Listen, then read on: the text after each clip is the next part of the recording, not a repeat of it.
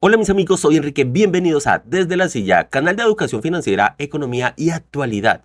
El día de hoy voy a presentarles o voy a mostrarles cómo se hace un análisis financiero sobre algunas oportunidades de negocio, de inversión, para saber si son buenas o no lo son tanto. Durante todo este análisis voy a tratar de ser lo más claro y algo simplista posible para que incluso las personas que no tengan ningún tipo de conocimiento financiero logren entender.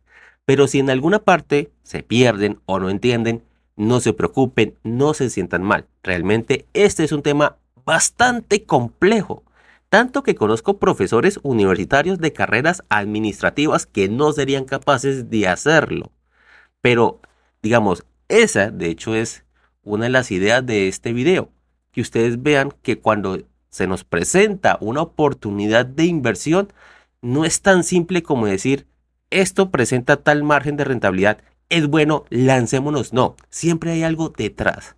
Así que si en algún momento no entienden algo, tienen una duda, pausen el video, escriban la duda, escriban la pregunta y sigan viendo el video. Y así todas las veces que algo se le genere y yo con gusto en el próximo video responderé todas las preguntas para que quede bastante claro y pues las personas entiendan qué es lo que yo realmente quiero, que ustedes aprendan cómo hacer un análisis cuando se les presente una idea de negocio.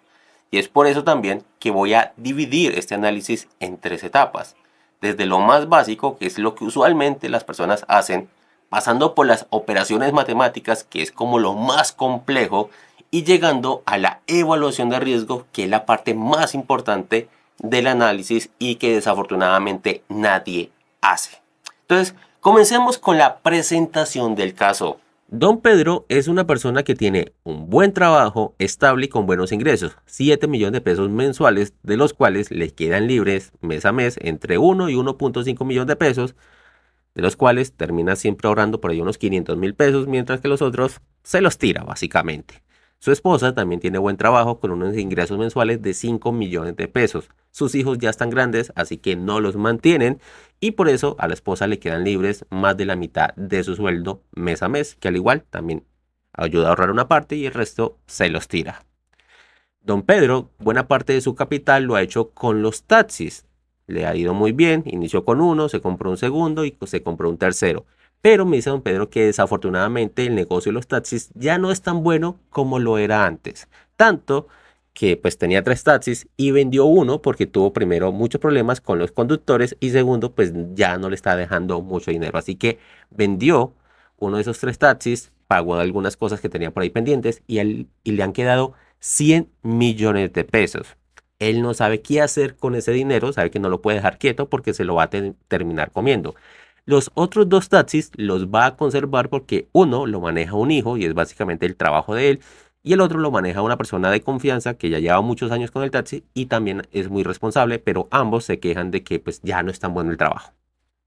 Ahora, con esos 100 millones de pesos que tiene don Pedro, que ya los tiene ya hace unos 3 4 meses ahí quietos, pues de vez en cuando presta cierta cantidad de dinero a algunos conocidos y familiares a una tasa del 7% mensual. Hasta el momento le han quedado bien. Pero pues él quiere ya ponerlos a trabajar toda la plata, porque después de todo ha prestado de a 10, de 15 millones, pero no presta más de ahí. Recientemente, el banco le ha ofrecido un crédito hipotecario de 200 millones de pesos con una tasa de interés efectiva anual del 12.6%. Don Pedro ha pensado y ha visto de hecho una casa, eh, tiene, digamos, potencial para comprarla, vale exactamente eso, 300 millones de pesos, y tiene la oportunidad de arrendarla por un total de mensual de 1.200.000 pesos. La cuestión es que la cuota mensual del crédito pues es mucho mayor que eso. La cuota mensual de ese crédito es de 2.500.000 pesos. Así que le preocupa un poco eso, pero dice, con lo que me queda libre a mí, con lo que le queda libre a mi esposa, podemos pagar fácilmente la diferencia. Su esposa, pues al oír la idea que tiene don Pedro y además que la oportunidad que tiene de comprar esa casa, la cual vale 300 millones de pesos, es que esta tiene columnas para hacer algo de 3 pisos. Entonces, la esposa de don Pedro ha tenido la idea, o tiene la idea más bien, de por qué no hipotecar la casa de ellos, la que ya es propia y que no deben, para hacer un préstamo mucho más grande, reunir los dos préstamos, que en total serían 500 millones de pesos, para construir un pequeño complejo de apartamentos en donde se puedan construir 6 apartamentos, arrendarlos todos. Ellos calculan más o menos un canon de, bueno, no tanto apartamentos, sino más bien como aparte estudios de 600.000 pesos por cada uno, lo cual serían 3.600.000 pesos libres. Ella hasta el momento no ha ido a averiguar al banco a ver si le prestan la cantidad de dinero que quieren o no, pero pues asumen que sí, pues su casa, la donde ellos viven, está valorada en más de 500 millones de pesos. Entonces, ellos quieren saber de estas ideas de negocio o de inversión, que ya sea una, comprar la casa como está y arrendarla como está por 1.200.000. Dos, prestar mucho más dinero y construir un pequeño complejo de aparte estudios y arrendarlos todos para tratar de tener mejores ingresos. O tres, don Pedro dedicarse a prestar, o sea, no hacer los préstamos con el banco, sino coger esos 100 millones de pesos y prestarlos como una especie de gota a gota, más o menos, ¿no? Entonces, ¿cuál de estas tres ideas es mejor? Y acá tenemos las tres opciones de inversión. La primera es tomar sus 100 millones de pesos y prestarlos con un interés mensual del 7%, lo cual el primer mes le genera una utilidad de 7 millones de pesos, donde logre prestar pues los 100 millones enteros. Y eso mes a mes le va a ir aumentando significativamente. La opción 2 es comprarse la casa tal como está, no hacerla nada y como la compra, la comienza a arrendar, en donde para comprar eso necesita aceptar un crédito de 200 millones de pesos que ya le ofrecieron y le dijeron que la tasa de interés efectiva anual es del 12.6% a 15 años, en donde le genera una cuota de 2.500.000 pesos mensuales, una cuota fija, le han asegurado, pero al arrendar esa casa, pues cobra un canon de 1.200.000 pesos, lo que significa que le genera un déficit mensual de 1.300.000 pesos, el cual tendría que cubrir con sus propios ingresos o con los de su esposa. Si sumamos ese déficit mensual, nos da un déficit anual de 15.600.000 pesos. Digamos que aquí ya no parece tan atractivo, pero lo pueden cubrir gracias a que tienen buenos ingresos. La opción 3 es la que tiene su esposa, que es hipotecar su propia casa para que le presten 300 millones de pesos más los 200 que ya le están prestando a don Pedro. Entonces, con esos dos suman 500 millones de pesos. Vamos a asumir que por esos 300 millones también le van a cobrar una tasa efectiva anual del 12.6%. Por ende, también dividido a 15 años, tendríamos unas cuotas sumadas de 6.200.000 pesos, 2.500.000 que corresponden a la cuota de don Carlos, perdón, de don Pedro, y 3.700.000 pesos que le corresponden a lo que es la cuota que tendría la esposa de él. El problema es que el canon, al arrendar los 6 estudios, solo suma 3.600.000 pesos, lo que significa que aquí también hay un déficit de 2.600.000 pesos que nuevamente tendrían que cubrir con sus propios ingresos. Y esto suma un déficit anual de 31.200.000 pesos. Como pueden darse cuenta, y si nos basáramos en un análisis muy simple, definitivamente prestar la plata a un 7% es la única opción viable. O sea, te está generando una utilidad de 7 millones de pesos, no te endeudas, no pones en riesgo tu propia casa, como pasaría en la opción 3, y pues el margen es insuperable, mientras que los otros tienes que sacar de tus propios ingresos para poder cubrir. Hasta ahí, un análisis simplista diría, me voy y me voy a poner a prestar la plata como si fuera un gota a gota. Acá voy a hacer una pausa para aplicar la mayéutica, que me parece a mí que es una de las mejores formas de aprender. Quiero preguntarles, hasta este punto, ¿qué omití? ¿Qué falta en ese análisis preliminar? ¿Qué creen ustedes que faltó ahí? ¿Qué no tuve en cuenta? Quiero que piensen y me lo escriban en los comentarios. Más adelante diré qué fue lo que no incluí. Ahora apliquemos las matemáticas a cada una de esas opciones para ver en qué se traduce los intereses que vamos a cobrar o los intereses que vamos a pagar. Entonces, aplicando esta fórmula matemática que tenemos en la opción 1, que es la de prestar plata a un interés del 7%, entonces me dice la fórmula, valor futuro es igual a cantidad inicial, o sea, los 100 millones de pesos, por 1, que es una constante, más el interés, que es el 7%, elevado, este símbolo significa que esto es un exponente, a n, que es la cantidad de meses. Entonces, si yo quiero saber ¿en cuánto se me convirtió esos 100 millones de pesos pasados un año de estar cobrando un interés del 7%? Entonces aplicamos la fórmula 100 millones por 1, que es la constante, más 0.07, que es esto. O sea, 7% en valores numéricos se escribe 0.07% elevado a 12, que es la cantidad de meses de un año. Entonces se me convierten en 225.219.158 millones de pesos. Sí, entendieron bien. 100 millones después de un año al 7% se me convierten en 225 millones, o sea, más del doble. Por eso dije que al menos matemáticamente hablando es la mejor opción. Claro, después toca evaluar los riesgos, pero hasta ahí es insuperable. Ahora, ¿qué pasa con la opción 2, en donde vamos a prestar 200 millones de pesos para comprarnos la casa, en donde vamos a cobrar un canon de 1.200.000? Entonces vamos a tomar 2.500.000, que es la cuota fija mensual durante todo el crédito, por 180, que es la cantidad de meses en 15 años. Como tengo esto, 15 años por 12 meses me da 180. Entonces, al final del préstamo, pues habré pagado 450 millones de pesos. Significa que el costo de la casa fueron los 100 millones de pesos iniciales más los 450 millones de pesos del crédito. Significa que la casa me costó 550 millones de pesos pasados esos 15 años. Lo mismo vamos a hacer con la opción 3, que es el complejo de aparte estudios, en donde prestamos 500 millones de pesos a una tasa efectiva anual del 12.6% a 15 años, en donde tenemos una cuota mensual fija de 6.200.000 pesos por 180 meses, que eso me da 1.116 millones de pesos. Entonces, como pueden darse cuenta, 500 millones se me convierten en un pago de 1.116 millones.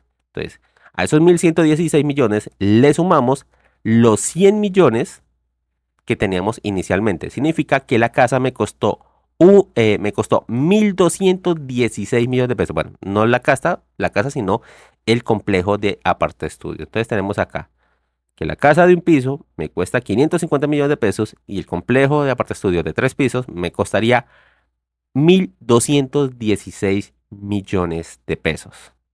Hasta aquí estoy bastante seguro que no han tenido mayor problema de entender, pues se trata básicamente de multiplicar. Lo más complejo es la fórmula para saber en cuánto se me convierten los 100 millones de pesos iniciales si me pongo a prestarlos. Pero literalmente se los escribí como deben escribirlo en la calculadora de su celular y les va a dar el resultado fácilmente. No hay inconveniente, es un poco compleja, no tienen que memorizarlo, simplemente anotarla y cuando necesiten calcular algo parecido, pues ahí lo pone. Entonces, digamos hasta ahí, es fácil de entender. Ahora seguimos con algo un poquito más complejo. Primero que todo voy a decir que el tema de prestar la plata no le voy a seguir dando más cálculo numérico porque la verdad llegamos a valores absurdos porque como pudieron darse cuenta después de un año se nos convierten en 225 millones de pesos, pero es que convertidos a 180 meses, o sea, a los 15 años, nos da un resultado de 14.6 billones de pesos. Sí, señores, o sea, si seguimos haciendo eso, pues 100 millones se nos convierten en 14.6 billones de pesos, lo cual es absurdo y es por eso que toca hacer ya un análisis de riesgos en donde nos daremos cuenta que eso no es tan bueno como parece. Entonces, numéricamente hablando, vamos a dejarlo hasta ahí. Vamos a seguir revisando lo que es la casa y el complejo de aparte estudios, en donde ya establecimos que la casa nos sale en 550 millones de pesos y los aparte estudios en 1.216 millones de pesos, perdón. Entonces, vamos a calcular lo que es la recaudación total de arriendo. Y acá, si de pronto están pensando que el cálculo del arriendo es así como lo mismo que el crédito, que hicimos una cuota fija por 180 meses, no, porque el canon de arrendamiento no va a ser fijo durante los 15 años. Año a año va a ir subiendo. Entonces, si hacemos esta multiplicación simple, nos dará 216 millones de pesos, lo cual es un valor errado. Lo que necesitamos es, primero que todo, tener en cuenta la inflación, que legalmente hablando el canon de arrendamiento no puede subir por encima de la inflación. Si usted lo hace, ya está arriesgándose a un problema. Entonces, por ende, vamos a calcularlo con el promedio de inflación. ¿De dónde saqué este promedio? Muy simple. Busqué la inflación de los últimos 15 años de Colombia, la sumé y al resultado lo dividí entre 15 y así se saca un promedio. Vuelvo y repito, los promedios se sacan, en este caso la inflación, sumando la inflación de los últimos 15 años, que realmente es muy sencillo hacerlo, simplemente yo escribo acá inflación Colombia histórico, tan, entro a la primera opción y aquí me da la inflación de los últimos 15 años. Entonces yo sumé de aquí para abajo, todo esto lo sumé y luego lo dividí en 15. Entonces, una vez tengo ese promedio que me dio 4.8, vamos a aplicar esta fórmula que ya es un poco más compleja, en donde S es la recaudación total del arrendamiento de pasados esos 15 años, en donde es igual al canon inicial, o sea, 1.200.000 por 12, que es la cantidad de meses en un año, por aquí 1, que es la constante, más R, que es como el promedio de inflación, elevado a la N, que es la cantidad de años, tengan presente años, no meses, porque recuerde aquí ya estamos sacando un valor de por año, y aquí ya es la cantidad de años, o sea, 15, menos 1, que es una constante, que le estamos restando lo que es el valor del primer año, sobre, nuevamente, la inflación. Entonces, 1.200.000 por 12, que son los meses, y aquí da 1.048, que es el 1 más la inflación, o sea, recuerden, 4.8% en valores numéricos se escribe, entonces 0.048. Entonces, 1 más 0.048 me da 1.048 elevado a la 15, que es la cantidad de años, menos 1, que le estamos rezando el primer año, y acá tenemos 0.04. Entonces, ¿qué pasa? Nos da que este valor, la cantidad de dinero recaudado al final de los 15 años por temas de arrendamientos suman 306.094.000 pesos. ¿Ven la diferencia? 216 con 306. O sea, hay una diferencia de 90 millones de pesos. Por eso que esta fórmula cerrada, esta es la correcta. Y lo mismo vamos a hacer con el tema de los complejos. El complejo de aparte estudios, donde vamos a aplicar la misma fórmula y acá nos da que los arriendos van a ser de 918 millones de pesos, la recaudación total de arrendamientos. Pero recuerden, mire, aquí recaudamos 306 millones de pesos, pero es que pagamos 450 millones de crédito. Aquí se sigue evidenciando el déficit, lo mismo que acá, 918 millones, mientras que pagamos 1.116 millones de pesos de crédito. Ahora, probablemente ustedes dirán, entonces invertir en inmuebles no es tan buen negocio como dicen. Y no, esto no significa eso. Significa que prestar plata, adquirir un crédito para comprarse una casa y arrendarla, o construir un complejo de aparte estudios y arrendarlos, no es tan buen negocio. Digamos, se necesitan muchos recursos y significa mucho sacrificio de tu parte, sacar mes a mes de tu bolsillo para completar lo que te falta. Entonces, hacer créditos para eso no es tan bueno. Si tuvieras la plata toda de contado para hacerlo y arrendarlo, ya la historia es completamente diferente. Pero en este caso es algo de mucho cuidado que nuevamente lo vamos a ver en el tema de la evaluación de riesgos. Hasta acá realmente es un negocio que uno diría, puede valer la pena, pero no tanto. Claro, aquí todavía nos falta lo que es la valorización de los inmuebles. Y es una de las grandes ventajas de invertir en un inmueble. Y es que este gana valor. A diferencia de otro tipo de activos que se deprecian muy rápido, el inmueble se compensa. Pero acá hay un pequeño truco, una pequeña trampa que muchas personas no tienen en cuenta. Entonces, para el cálculo de la valorización tenemos que tener en cuenta lo que es la valorización promedio. ¿De dónde sacamos este 4.2? ¿No lo inventamos? No. De hecho, el DANE lo tiene.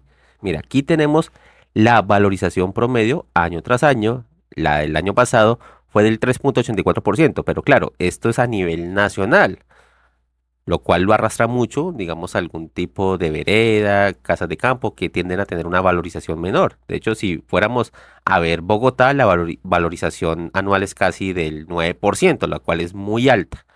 Pero en este caso vamos a tener que revisar qué ciudad en donde estamos para ver cuál es la valorización promedio.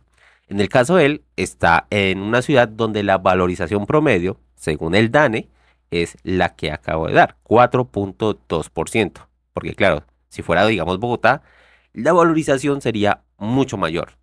El problema es que con esos 600 millones de pesos no se podría comprar o no podría construir un complejo de aparte estudios de 3 pisos. No le alcanzaría la plata. Lo mismo para comprarse una casa de 300 millones que pudiera arrendar en 1.200.000. O sea, no, no podría. Esto es porque es un contexto diferente. Entonces, cada tipo de cálculos va a tener que seguir algunos lineamientos del contexto de donde está ubicado. En este caso, el promedio es de 4.2%. Entonces, para calcular esto, vamos a aplicar básicamente una fórmula muy parecida a la que ya hemos visto. Entonces, para la valorización nominal final tenemos la valorización inicial, que en este caso de la casa es de 300 millones, recuerden, 100 millones que tenía, más 200 millones que prestó, más uno que es la constante, más el porcentaje de valorización, que en este caso es 4.2%, valores numéricos 0.042 elevado a la 15. En este caso nos da que este inmueble que inicialmente valía 300 millones de pesos, se nos valoriza en 15 años y sube a 556 millones de pesos. Lo mismo pasa con el complejo de aparte estudios, que nos pasa de 600 millones a 1.112 millones de pesos. Y acá hay que dejar en claro, esto es como el valor mínimo que tendría esa casa o ese complejo de aparte estudios, porque aquí ya entra otros factores de valorizaciones que tienen que ver de pronto que nos construyan un centro comercial cerca, eso va a subir mucho más la valorización. Entonces, hay muchas situaciones que pueden hacer que pues suba la valorización, y además también está el tema de, encontramos la oportunidad, alguien que se enamore de nuestra casa, alguien que se enamore del complejo y nos quiera pagar mucho más, ¿no? Esto sería como lo mínimo que esperaríamos de esa casa, que nos den 556 millones de pesos o que nos den 1.112 millones por otro lado. O sea, esto es lo mínimo. De ahí para arriba puede ser mucho más, pero ya entra una parte subjetiva que es imposible calcular. Pero, como dije, hay una trampa. Es que es cierto que la valorización sube un 4.2%, pero también hay una pérdida de valor en lo que respecta al poder adquisitivo del 4.8%. Entonces, ¿qué pasa acá? ¿Qué análisis cree usted que pasa acá? Cuando la valorización sube el 4.2, pero la inflación promedio es del 4.8. ¿Qué cree que pasa ahí con el valor del inmueble? Quiero que me lo respondan en los comentarios. Si no saben, escriba ahí, no sé qué pasa. Y si lo saben, denme la respuesta que creen que es. Por favor, participen. Traten de aplicar, como dije, la mayéutica, hacer usted mismo la pregunta para poder llegar a una conclusión. Si quiere, dele pausa mientras dan con la respuesta. Pero continuemos. Lo que pasa es que aquí las cosas están perdiendo más rápido valor que la que están ganando. Mientras que sube al 4.2, cae al 4.8. Entonces, aquí hay una deficiencia. Entonces, ¿qué pasa? Que si llevamos a precios de hoy, a valores constantes de hoy, aplicando esta fórmula para calcular el valor real, nos damos cuenta que esta casa que inicialmente nos costó 300 millones de pesos, realmente a valores de hoy llegaría a un punto de 275 millones 240 mil pesos. O sea, perdería casi 25 millones de pesos de valor real. Una cosa es el valor nominal, que es la plata que vemos, y es ahí donde está el error de muchas personas. Creer que porque algo sube de valor, estoy ganando plata, y no. De hecho, en este caso, estaría perdiendo básicamente porque la inflación promedio es mayor a la valorización. Estos 300 millones se nos convierten a precios de hoy en 275 millones, y estos 1.112 millones se nos convierten a precios de hoy de 550 millones de pesos. Entonces aquí nuevamente nos damos cuenta de algo. Una cosa es comprarla de contado, arrendarla, que ahí la cosa es diferente. Pero en este caso estamos adquiriendo unos créditos para ya sea comprar la casa o construir el complejo. En este caso, y como podemos darnos cuenta, no funciona como una forma de ganar plata. Tal vez como una forma de ahorro nos puede servir. Poco a poco vamos teniendo un activo que después de todo tiene un gran valor, ¿sí?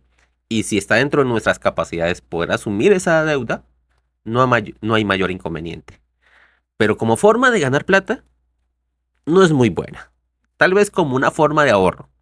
Sería casi equivalente a meter la plata a un CDT, para ser muy sinceros. Sería casi equivalente. Pero, pues le digo, todavía falta los análisis de riesgos, que la cosa puede cambiar o no puede hacerlo. Pero antes de pasar a la evaluación de riesgo, vamos a pues calcular lo que es el retorno sobre nuestra inversión, que simplemente es con esta fórmula muy sencillita, en donde tenemos acá el valor nominal de la casa, en este caso 556 millones de pesos, ¿sí? Tenemos acá más S, que es la recaudación de lo que es el arriendo. Tenemos acá menos los 550 millones de pesos que nos costó la casa sobre, nuevamente, los 550 millones de pesos que nos costó la casa y eso lo multiplicamos por 100. ¿Qué nos da eso? Nos da un retorno de inversión en los 15 años equivalente al 56.76%, o lo que es lo mismo, un retorno de inversión promedio del 3.78% anual. ¿Qué tanto es eso? ¿Es bueno? ¿Es malo? Pues les debo decir que en lo que respecta a los inmuebles, para que se considere rentable, este debe ser superior al 5% anual. Entonces, 3.78 no es necesariamente malo, pero tampoco es un resultado muy positivo. Ahora, acá nos vamos al tema de los complejos de los estudios. Acá nos da un 66.95% en los 15 años o un retorno anual promedio de 4.46%. Sigue sin ser completamente rentable, pero está más cerca. O sea, a largo plazo, construirlo, a pesar de que representa un mayor desafío, es una mejor inversión. Aunque claro, nuevamente, aquí falta la evaluación de riesgo. Hasta aquí, construir los complejos es más rentable que comprarse la casa. Pero nuevamente, aquí nos falta lo que es la evaluación de riesgo, en donde nuevamente vamos a contemplar la opción 1, que es la de prestar el dinero. Acá les voy a hacer una pregunta y por favor respóndame en los comentarios. ¿En algún momento se habían puesto a pensar en todo lo que toca calcular cuando pensamos, por ejemplo, en arrendar una casa? Algunas de esas personas que en videos se la pasan diciendo, los inmuebles es lo mejor, es la mejor inversión que puedes hacer. ¿Alguna vez le habían explicado todo esto? ¿Habían visto que le explicaran todo esto? Porque es que el negocio en la parte inmobiliaria está en construir y vender, no construir y arrendar. De hecho, por eso casi nadie se dedica a eso. Y los que se dedican a arrendar, arriendan la casa de otro, no la casa que ellos construyeron, porque es que arrendar no es negocio y mucho menos cuando lo hacemos con deuda. Entonces, sí hay que tener muy presente eso. Ahora, pasemos a la evaluación de riesgos. Y vamos a iniciar con el tema de la construcción de los inmuebles. Si vemos el hecho de comprar la casa, la que nos cuesta 300 millones de pesos, el riesgo acá, de hecho, es la que menor riesgo tiene, porque uno, no estamos asumiendo una deuda tan grande. Dos, los ingresos de los dos fácilmente pueden cubrir el déficit en lo que respecta entre la diferencia del canon cobrado y el valor de la cuota mensual. Entonces, fácilmente podríamos cubrir esa deuda. Tres, estamos lidiando con una persona, máximo dos personas. Si dividimos esa casa en dos estudios, también, digamos, podría ser incluso un poco más fácil de arrendar que arrendar la casa completa por 1.200.000. Ahora, otra ventaja que tiene el comprarnos la casa de 300 millones de pesos es que, como ya está construida, prácticamente la podemos arrendar inmediatamente. Posiblemente en menos de 15 días ya estamos cobrando ese canon de 1.200.000. Entonces, por todas estas razones, comprar la casa, a pesar de que no es rentable en el largo plazo, es la que menos riesgo implica de las tres. Y una persona que quiera tener un ahorro con poco riesgo, optaría por esta opción. Es la mejor. Ahora, pasemos a construir el complejo de aparte estudios. Y aquí les voy a responder la pregunta que les hice casi al principio del video. ¿Qué faltó cuando calculamos inicialmente o hicimos el análisis inicial? Es que aquí, cuando estamos hablando de construir un complejo y luego arrendarlo, implica un tiempo enorme. O sea, como mínimo y teniendo constructores bastante eficientes, se nos echa 6 meses para convertirnos esa casa de un piso en algo de 3 pisos dividido en 6 apartamentos. Como mínimo 6 meses. Y eso gracias a que ya tenemos la casa inicial con bases para 3 pisos, ¿no? Porque el contrario sería más tiempo. Pero mínimo se nos echa 6 meses. Ahora, el tiempo que pasa en que yo arriende, en que yo termine de construir la casa y arriende los 6 estudios, que no va a ser inmediato, o al menos la mayoría de las veces no pasa. De hecho, en un proyecto muy cercano, un poquito más grande, eso sí, se echaron, entre el momento que empezaron a remodelar lo que ya había y ampliar lo que ya había y construir todos los apartes de estudios, se echaron 14 meses para ya tener completamente arrendado el lugar. ¿Qué implica esos 14 meses? Que en este caso íbamos a ser muy optimistas, que sean 10 meses entre la construcción y el arrendamiento de todos los aparte estudios. Entre 9 y 10 meses. Lo que va a pasar es que el déficit en todo ese tiempo va a ser mucho mayor. Es más, si nos damos cuenta, la cuota del crédito, que es de 6.200.000 pesos, en los cuales durante todos esos 9, 10 meses no los vamos a estar cubriendo con nada de canon de arrendamiento, sino que va a tener que salir de nuestros bolsillos. Y si tenemos en cuenta la información inicial de que del sueldo de don Pedro le quedan solo 1 millón o 1.500.000 al mes y de la esposa le quedan más o menos la mitad, unos 2,5 millones. O sea, si sumamos esas dos cosas, son 4 millones de pesos al mes. La cuota es de 6.200.000. No tienen cómo cubrir esa cuota. No hay forma de hacerlo. No les queda plata. Adicionalmente, están poniendo en riesgo la casa de ellos que no la deben a nadie. Entonces, por meterse en eso, en un proyecto que, primero, no pueden pagar en un inicio.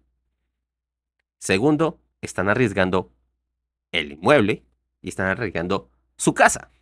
Hay doble riesgo acá, que si ella o él quedan sin empleo, o sea, va a ser el acabose. Es un riesgo demasiado alto. Yo diría, no vale la pena. Además, durante esos 8, 9, 10 meses que me demore yo en arrendar, en completar, de construir y arrendar, ¿de dónde carajos voy a llevar a sacar la plata? Porque eso ya no es un déficit mensual de 2,6 millones, sino que es un déficit mensual de 6,2 millones, que en 10 meses se me convierte en un déficit de 60 millones. 60 millones de pesos antes de que yo empiece a recoger algo. Entonces, el riesgo es altísimo por donde se mire. Además, en este tipo de cosas y en estos cálculos estamos asumiendo que los 15 años de corrido están arrendados estos lugares. Pero es que hay que descontar una tasa de desocupación, o sea, el tiempo que pase desocupado el apartamento entre un arrendatario y otro. ¿Sí? Tengo un inquilino, se aburrió o lo que sea, le quedó grande pagar y me desocupó el aparte estudio. El tiempo que pasa entre que él se va y que yo consiga un nuevo inquilino es un tiempo que yo no estoy cobrando. Entonces, el ingreso va a ser menor.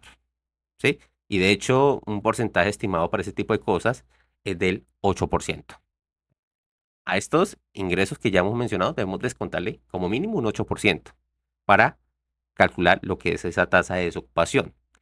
Adicionalmente, tenemos que descontar también lo que son los impuestos prediales y los impuestos que se pagan por arrendar, que hace parte ya, y viendo los activos y los ingresos que tienen esta familia, estoy bastante seguro que tienen que pagar renta. Entonces, tenemos que descontar también tanto el impuesto de renta como impuesto de patrimonio y adicionalmente, pues, demás gastos de mantenimiento y demás.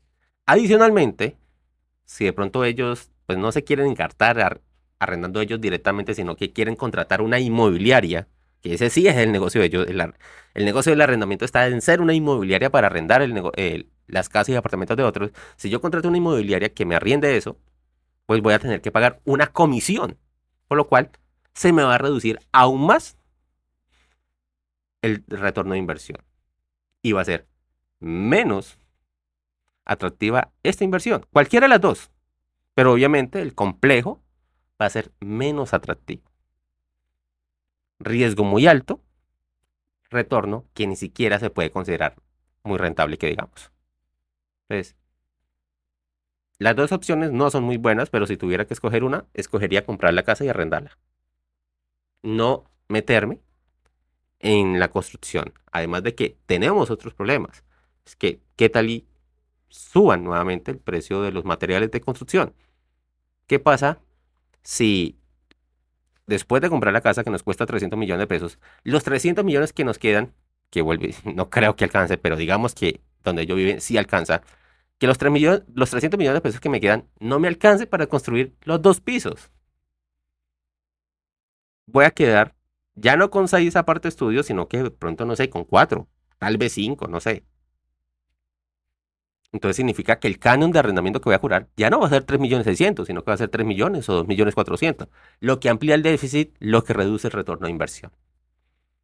Y la deuda va a ser la misma. Entonces, como pueden darse cuenta, cuando ya aplicamos un análisis entero, eso que parece tan bueno como es invertir en bienes inmuebles, no lo es tanto. El déficit es muy alto, lo que se cobra de arrendamiento no cubre lo que pagamos de crédito.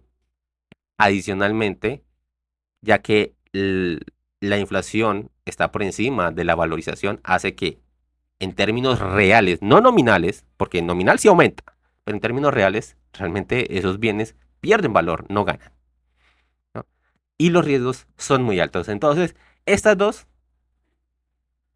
no valen mucho la pena. Y si tuviera que escoger una de esas dos, me iría solo por la casa. Ahora, si analizamos el tema de prestar plata a un interés del 7% mensual, si bien parece muy rentable, o sea, es realmente muy buen negocio y ya se dieron cuenta con los cálculos que hicimos anteriormente, toca entrar a evaluar los riesgos, que imagino yo que saben que es una actividad sumamente riesgosa. El nivel de impago es altísimo y siendo muy, muy optimistas y positivos, la tasa de impago es del 40%. Vuelvo y digo siendo muy optimistas. De hecho, hace un tiempo le hice este análisis a una persona que se estaba dedicando precisamente a prestar plata porque pues lo consideró un buen negocio. Y cuando le hice el cálculo, su tasa de impago era del 60%. Entonces, en su mente, como decía, yo presto el 20%, en tanto tiempo voy a tener tanta plata, y se dio cuenta que no era así. Además de que a medida que cada vez tenía más plata y prestaba más, la tasa de impago crecía, crecía y crecía. Y en este caso sería algo similar. Tal vez a sus amigos a los cuales le ha prestado 10, 15, 17 millones de pesos, 20 millones, pues le han quedado hasta bien. Porque no es lo mismo pagar de intereses por un préstamo de 10 millones 700 mil pesos que pagar por 100 millones 7 millones. ¿Sí? No es lo mismo. Entonces, primero, prestarle a una sola persona, mal negocio. Segundo, aunque le prestemos a muchas personas de a poquito, realmente pues es difícil conseguir muchas personas que te queden bien. Tal vez 2 o 3 personas que conozcas muy bien, tal vez te cumplan. Pero cuando ya estamos hablando de 10, 15, 20 personas, la cosa cambia bastante. Además, para que este negocio llegue a esos niveles, tiene que ser escalable. Y este no es un negocio que se pueda escalar. Básicamente porque, primero, es ilegal hacer eso. Prestar plata de esta forma, como especie de gota a gota, es ilegal. Cobrar intereses tan alto es ilegal. Y además, pues está el riesgo de impago que es cada vez más alto. Entonces, a medida que más ganas dinero y más tenga que prestar para que te dé esa rentabilidad, te vas a dar cuenta que es más la gente que te va a quedar mal. Además está otro riesgo que le pasó también a una persona que conozco. Prestaba más o menos a un margen igual a personas que conocía. Le prestó un par de veces y le quedó bien. La tercera vez, que ya le prestó más, la persona no le pagó. No solo no le pagó, sino que lo demandó por usura. Y adivinen qué. Él no solo le tocó perdonarle la deuda a la persona, sino que tocó pagarle una indemnización. O sea, terminó perdiendo por partida doble. Entonces, ese es uno de los riesgos de dedicarse a esto. ¿Qué haría yo? Dejaría así 10, tal vez 15 millones de pesos para prestar a personas muy conocidas con esa tasa y lo tendría como un ingreso adicional. Más no me dedicaría a eso. Los riesgos son demasiado altos. Y aunque la proyección de rentabilidad es muy alta, pues cuando lo ajustamos a la realidad, la cosa cambia bastante y ahorita les voy a mostrar un ejercicio matemático más o menos para que se den cuenta qué tanto impacta. Y eso asumiendo simplemente una tasa de pérdida del 40%, ¿no? Y es que veamos, asumiendo la tasa de pérdida de un 40%, simplemente aplicamos esta fórmula de valor final ajustado, en donde es igual a valor final menos uno, por uno menos la tasa de pérdida, que en este caso es 225.219.000, que es lo mismo que nos dio acá arriba, y lo multiplicamos por esto y nos da 135.131.000 pesos. O sea, que ya, y asumiendo una pérdida muy positiva, realmente muy optimista de solo el 40%, pues esperábamos 225 millones y realmente recibiríamos 135, que sigue siendo muy rentable, pero no tanto, ¿no? Y a medida que va aumentando el préstamo, va aumentando también la tasa de pérdida. Entonces, ¿yo qué le diría acá a nuestro suscriptor? De las tres opciones, la mejor es comprarse la casa y arrendarla, que tal vez no va a ganar dinero en el largo plazo, pero le va a servir como ahorro. Cuando la termine de pagar, pues habrá perdido, digamos, una cierta cantidad de dinero, pero de ahí en adelante tiene la posibilidad de recuperar. Así que tal vez no va a haber nada a 15 años, pero tal vez a 25 o 30 años ya va a poder ver pues un retorno mayor. El riesgo no es tan elevado, no tienes que matarte tanto la cabeza, es, digamos, dentro de lo posible, la mejor inversión. De lo contrario, trataría de buscar algo que sin tener un riesgo muy alto me dé un retorno un poco más elevado, que ya tocaría, y les recomiendo siempre a las personas meterse en los negocios que conocen. Él conoce el negocio de los taxis, dice que ya no le sirve y por eso se está saliendo. Muy bien por ese lado. Pero se va a meter en un sector que no conoce, como es el inmobiliario, que a pesar de que suena muy bacano y muy chévere y con grandes ganancias, realmente el dinero y el negocio está en comprar y vender, no en comprar, no en endeudarse para comprar y luego arrendar. Eso no es negocio. Tal vez si compras de contado y arriendas, la cosa es diferente y la cosa mejora bastante. Pero prestar, endeudarte para comprar y arrendar no es para nada un buen negocio. Y bueno, mis amigos, para, no sé, tal vez los 10 o 15 personas, si acaso, que terminaron de ver este video, que llegaron hasta este punto, porque lamentablemente la pereza le gana a muchas personas, quieren aprender las cosas así, y esto es algo muy complicado. Es bastante complejo y un video de 1 minuto, 2 minutos no basta para aprender. Eso lo hacen los vendehumos. Yo estoy interesado en enseñarles, no en venderles nada, ¿no? Entonces, sí es muy importante que tengan presente todo eso. Más o menos, este tipo de análisis son los que yo hago cada vez que tengo una oportunidad de invertir en algo. Más o menos esto para saber si vale la pena o no. Obviamente, yo como ya sé, resulta mucho más rápido, ¿no? Pero, más o menos, es lo que se debe tener presente. Muchas veces los negocios parecen muy atractivos y se arriesga uno y no se da cuenta que realmente está perdiendo dinero. Entonces, para los que llegaron hasta este punto, si es que alguno llegó, déjenme las preguntas, todas las preguntas que tengan y con gusto en un próximo video, obviamente en videos más corticos, para que no se aburran, por ahí de unos 5 minutos, iré respondiendo así para que salgan varios videos y para que les sea un poquito más fácil de digerir a todos ustedes. Pero este sí era necesario que fuera así para que ustedes entiendan la complejidad de este tema. Muchas gracias por verme. No olviden suscribirse, por favor, suscríbase para que aprenda. Voy a seguir haciendo este video de situaciones tal vez menos complejas, un poquito más acorde a muchos ingresos bajos que hay en Colombia. Digamos, este era un caso un poco excepcional, pero dejen todas sus dudas, dejen todos sus escenarios y con gusto lo podré estar desarrollando en próximos videos para que ustedes tengan una buena educación financiera, que lamentablemente es lo que hace mucha falta en este país. Gracias por verme y nos vemos en una próxima.